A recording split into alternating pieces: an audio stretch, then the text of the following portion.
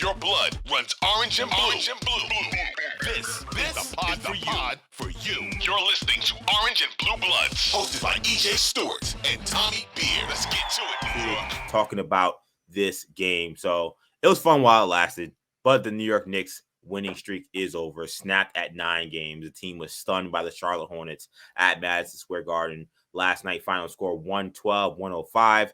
New York got to a 16-point lead at halftime against the Charlotte Hornets, who were able to then take advantage of the Knicks' short legs and tired legs in the second half. The Knicks outscored 62-39 in the second half.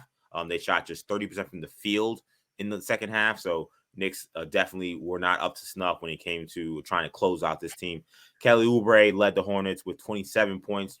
Terry Rozier had 25. Great. Gordon Hayward also had a big game. This one hit some big shots in the fourth quarter. So Hornets flat out outplayed the Knicks down the stretch. The Knicks did get 27 from R.J. Barrett. He was their leading scorer. He did not get much help on the offensive end besides of that. Julius Randle, 16 points, 5 for 17 shooting. Emmanuel Quickly, 14 points, 5 for 16 shooting. Both of those guys logged major minutes and made big plays in that Boston Celtics game. Those guys unable to replicate that kind of production in this Hornets loss.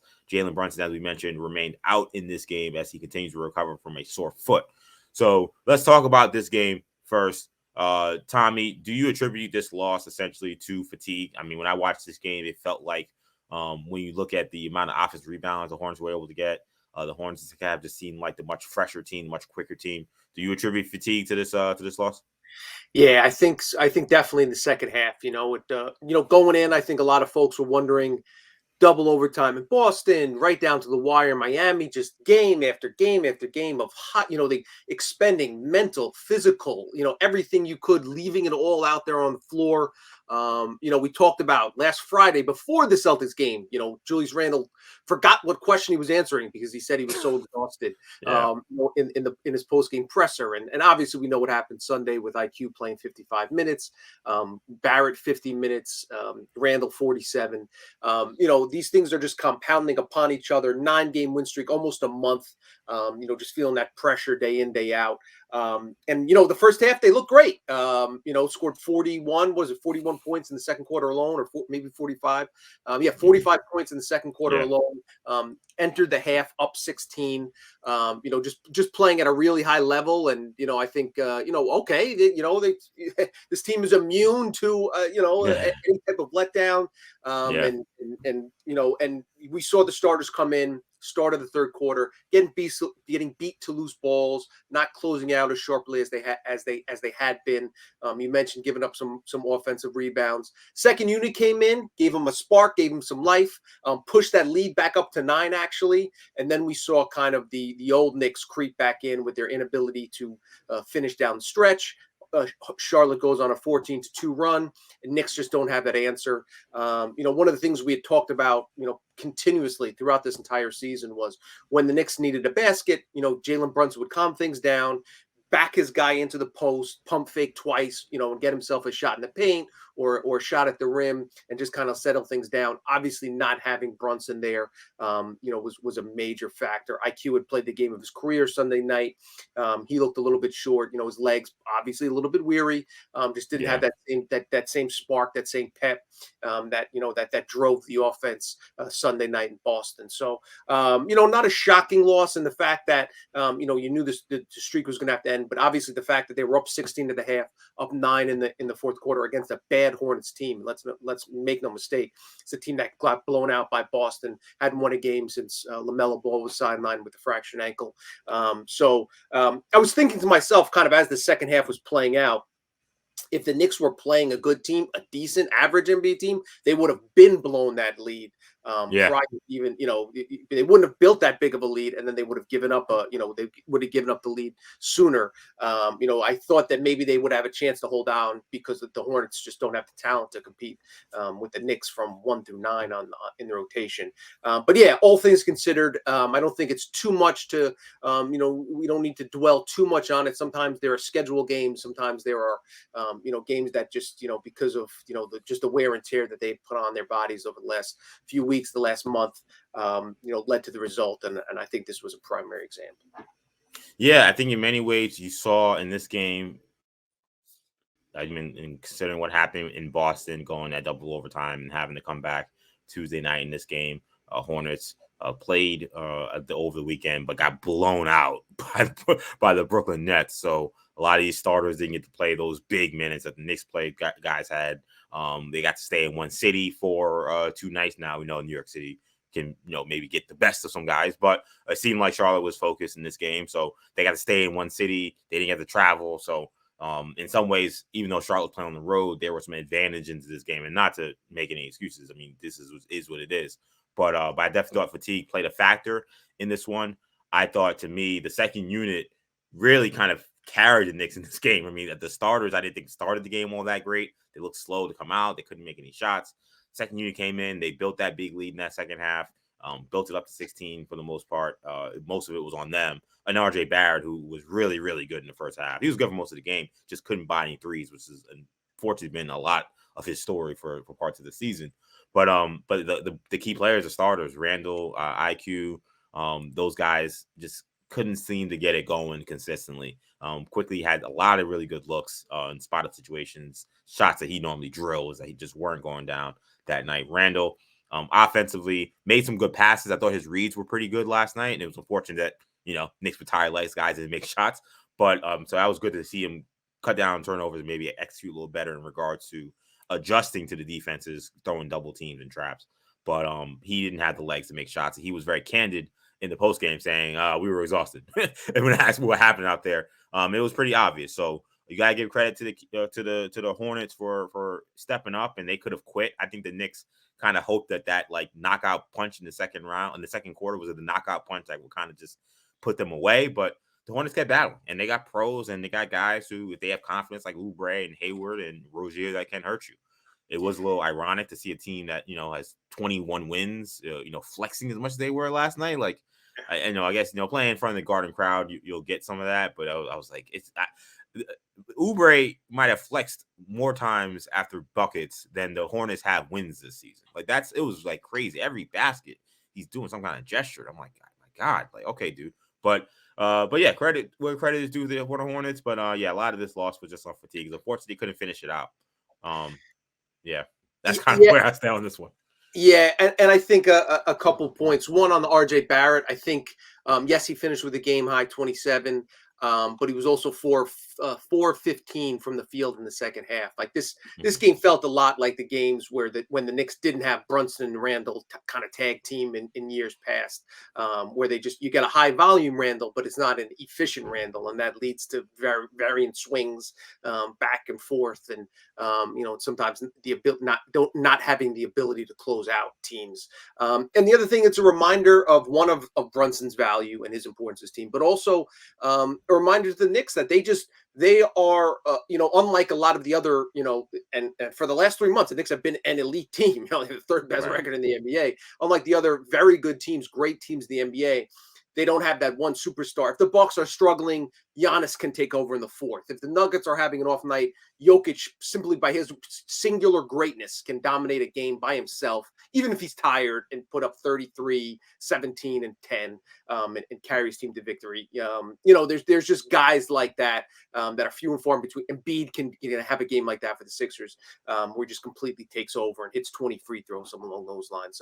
But again, the Knicks are again a team that the sum is greater than that's what's most important. It's not one individual talent.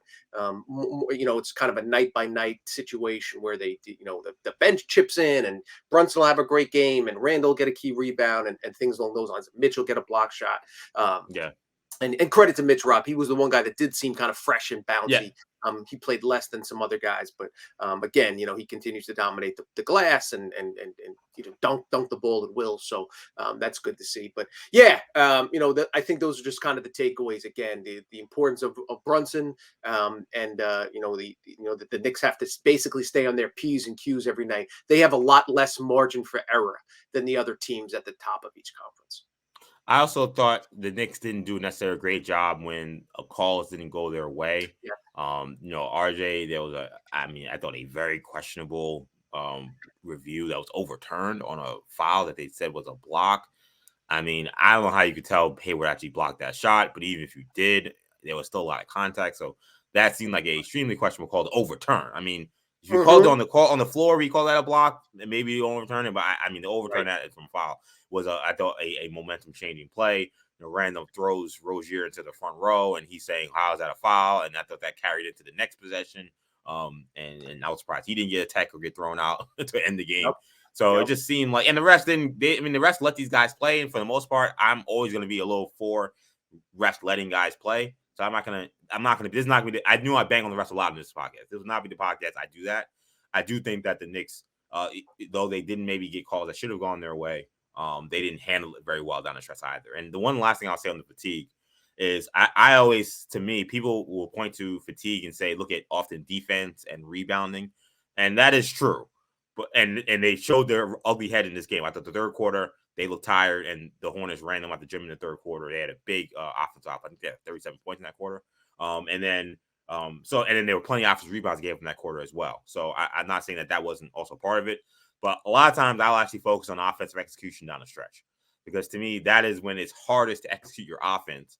And it's because the game gets slowed down and bogged down. It's easier to kind of get lazy and kind of say, okay, let's just stand in the corner and let a guy just go 1-on-5.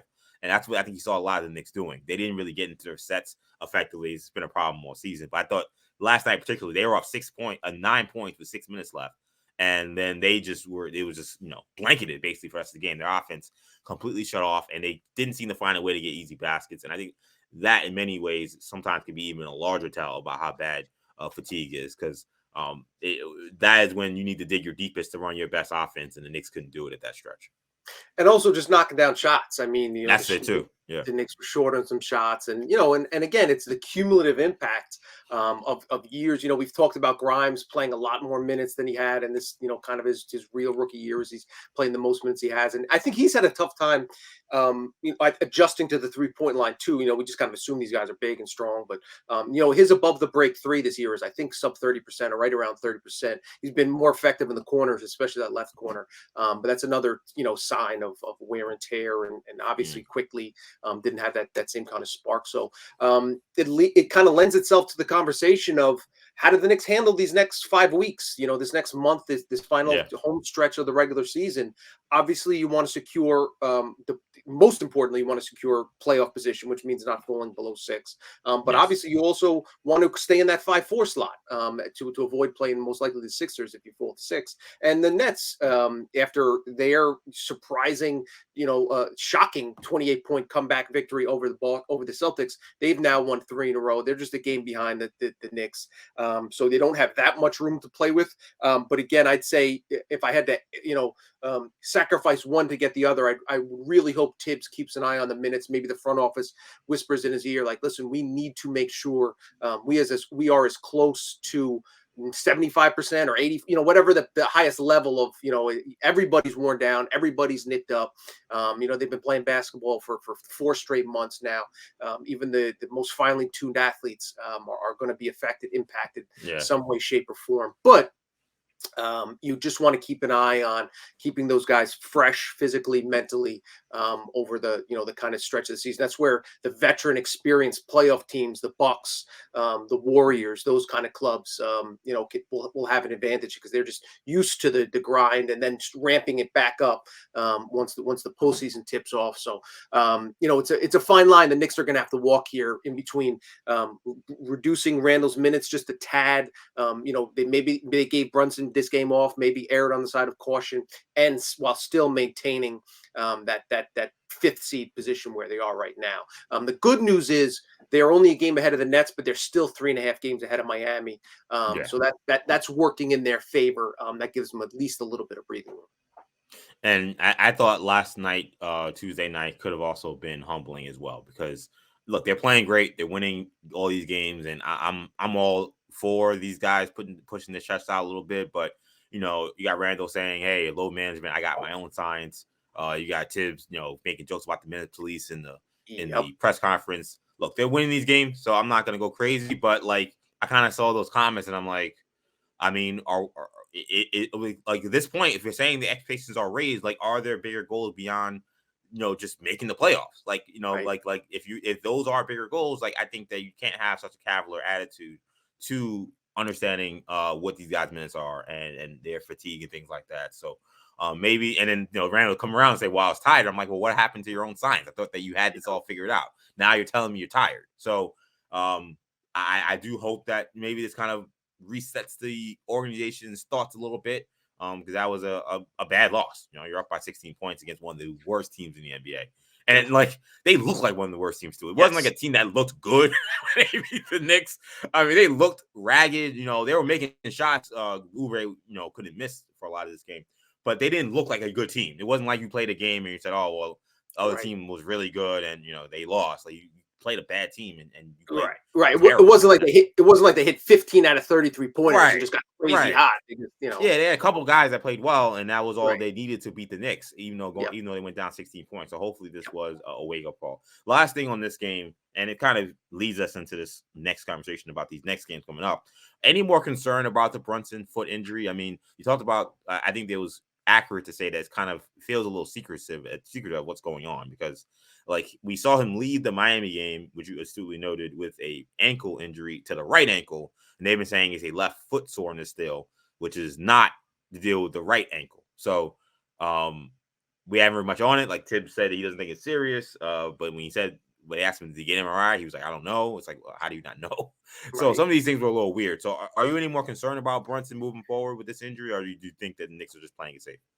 I think they're just playing it safe. I don't think Knicks fans need to panic just yet. The Knicks, like most, not even most NBA teams, most professional organizations, will tell you as little as humanly possible, as it's basically as little as they're legally required to do so in today's gambling world. And they're just gonna, keep as much close to the vest as possible. The fact that Brunson's been on the bench, he seems to be laughing and joking with teammates and things along those lines. Tibbs did say that he will fly to Sacramento with the team after Tuesday's game, which is encouraging. Certainly, if he didn't make the trip, that would obviously be. But again, I think it's just, instead of speculating and too much. We'll wait until the injury report comes out. I assume he'll be listed as questionable. If he's listed as doubtful, obviously a major concern because he's trending in the wrong direction. Ideally, he'll be listed as probable.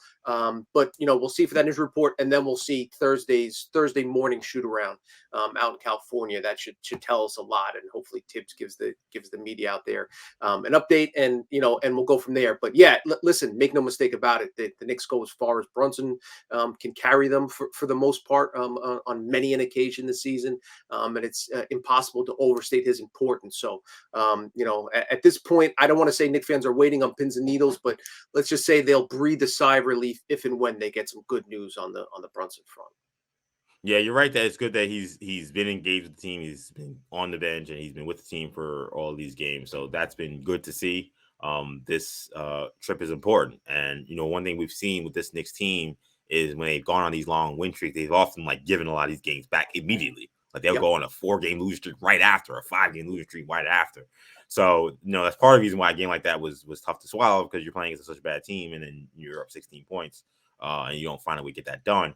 But then now you add the Brunson bit to it. Now you're going on the road. Now you're going on a West Coast trip. You got some pretty good teams you're playing. You don't want this thing to fester. So it's a balancing act. You got a lot of guys that could probably use a blow. A lot of guys that maybe it would be nice to have Brunson back in the lineups. Maybe IQ doesn't have to play 35, 40 minutes the way he's been playing recently. The 55-minute marathon he ran in Boston on Sunday. So the Brunson thing definitely an important thing to follow. But